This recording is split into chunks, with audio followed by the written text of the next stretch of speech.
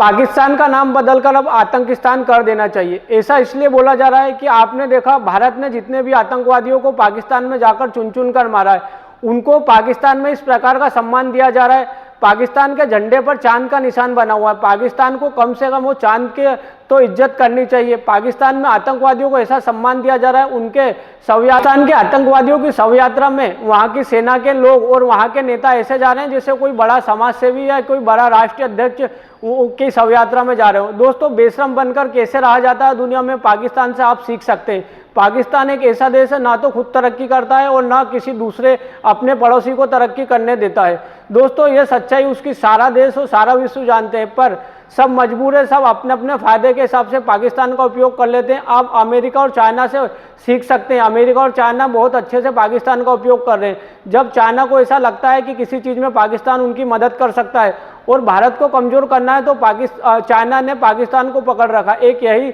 China के पास सहारा है जो भारत को। और दूसरी बात, जिस देश में दोस्तों लोकतंत्र कमज़ोर होता है उस देश की यही हालत होती है।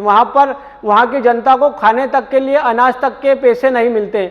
आप देखिएगा पाकिस्तान में लोकतंत्र बहुत कमज़ोर है। और आप किसी भी देश का उदाहरण उठाकर देखेंगे जहाँ पर लोकतंत्र के तरीके से चीज़ें नहीं होती, वहाँ पर इस प्रकार की चीज़ होगी।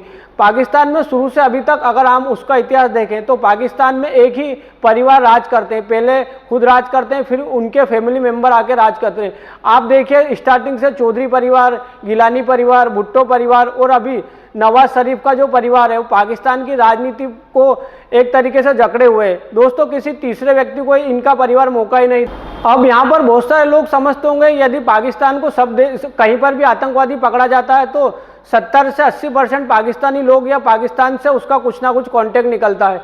तो अब बहुत सारे लोगों के मन में सवाल होगा कि अच्छा पाकिस्तान फिर उस पर कार्रवाई क्यों नहीं करता। दोस्तों, पाकिस्तान की बहुत बड़ी मजबूरी है, पाकिस्तान उस पर कार्रवाई कर ही नहीं सकता है, क्योंकि पाकिस्तान की जो सेना है वो आतंकवादियों के भरोसे और आतंकवादी जो है वो सरकार के भरोसे। इन तीनों लोगों का ऐसा चक्रव्यूह बना हुआ है कि एक दूसरे के भरोसे नहीं है। पाकिस्तान की सेना जिस दिन चाहेगी उस दिन वहां के प्रधानमंत्री को अरेस्ट करके जेल में डाल देगी।